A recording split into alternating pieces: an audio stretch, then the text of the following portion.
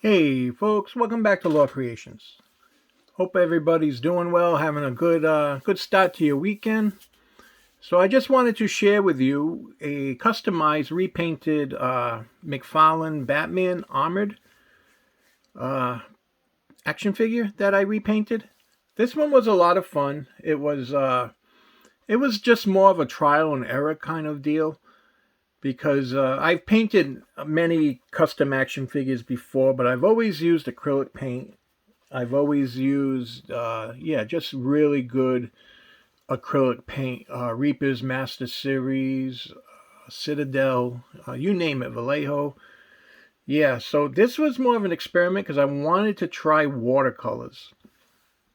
So this figure is 100% painted with watercolors. And I had a blast. I would really honestly do it again. And it actually might be, for a while, my preferred way to paint. So what I did was I just took the figure, I cleaned it really well with some soap and water and made it a good base for the paint to take. And it did take pretty well. Obviously not as well as acrylic would, but it did take a little working into the piece to get it to really take. But once it would take, it would adhere very well. And obviously, once you paint it, you seal it. You just take a matte spray and you just seal it completely in place. So if you do handle the figure, you don't take off the paint that you worked so hard to get the way you wanted. And I have to say it was a success for me. I like trying different things. So these are the watercolor paints that I use to paint this figure.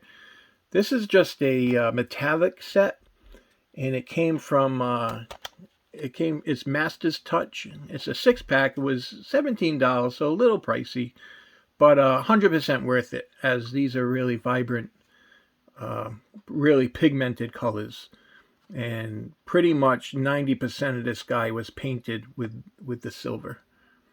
And then I used a little bit of the dark copper, I guess, all the way to the left. And this is the particular box that I used, and it was really a very good purchase. So I've been wanting to try watercolor painting for a while in regards to figures, and that was a lot of fun. So this set I also picked up. I believe it was Hobby Lobby.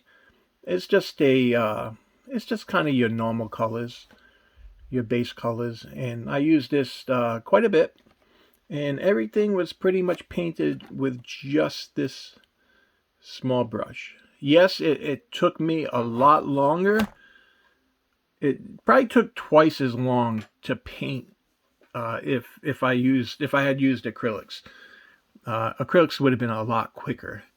But the beauty of watercolors is if you make a mistake, you can clean it. It cleans right off. So you can try new things. You can try different things.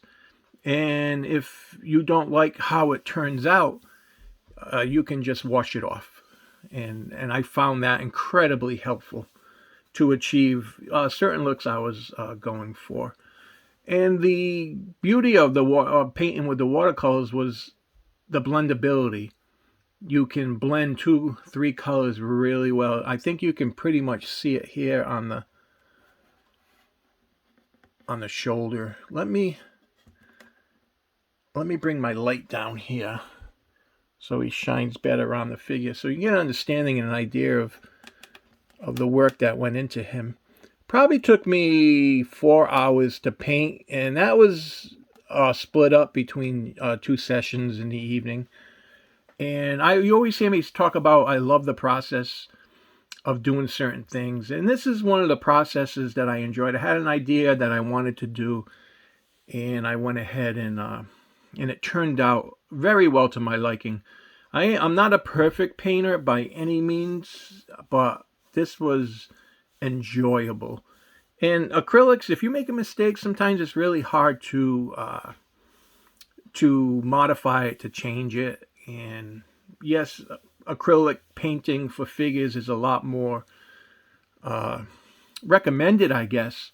But if you have the patience and you have, the time and you just enjoy the process, watercolors is a really good option.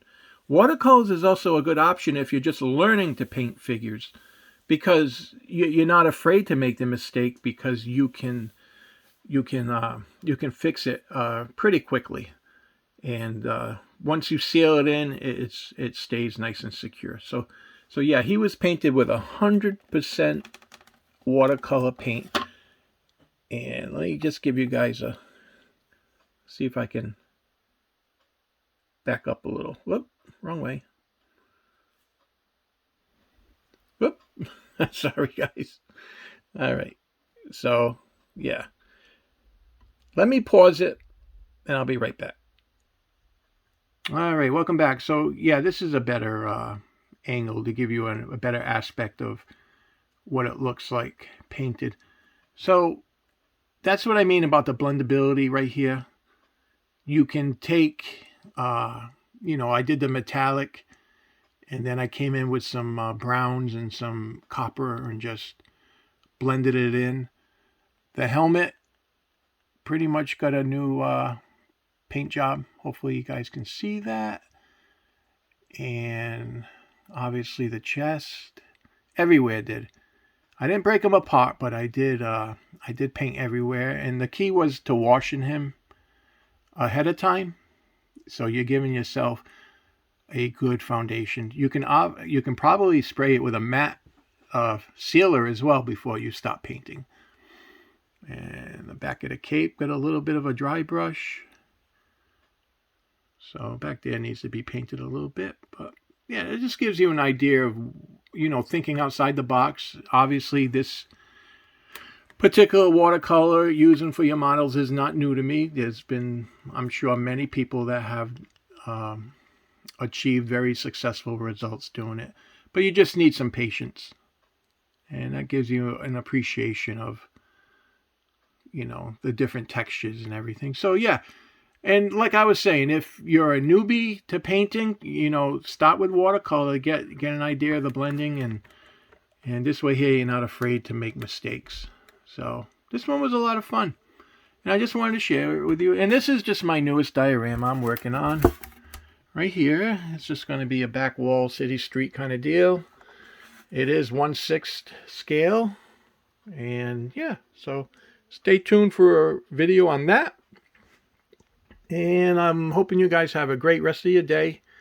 Have a great rest of the weekend, okay? I'll catch up with you. Take care.